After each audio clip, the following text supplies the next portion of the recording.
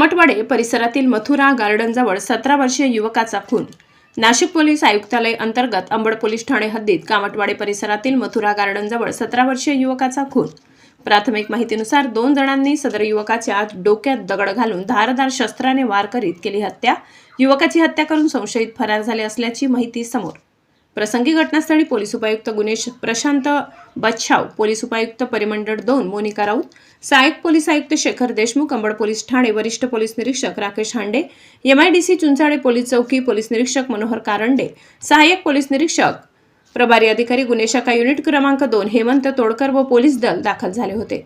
प्रसंगी घटनास्थळी नागरिकांची मोठी गर्दी झाली होती। प्राथमिक माहितीनुसार करण चौरे असे मयताचे नाव असून जुन्या भांडणाच्या कुरापतीतून ही हत्या झाल्याची माहिती पोलिसांकडून सांगण्यात आली।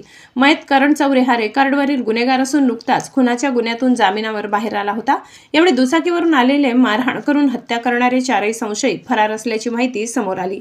पुढील तपास पोलीस करत असल्याची माहिती समोर आली आहे। हिंदुस्तान पोलीस टाइम्स सोबत राकेश पाटील, नाशिक।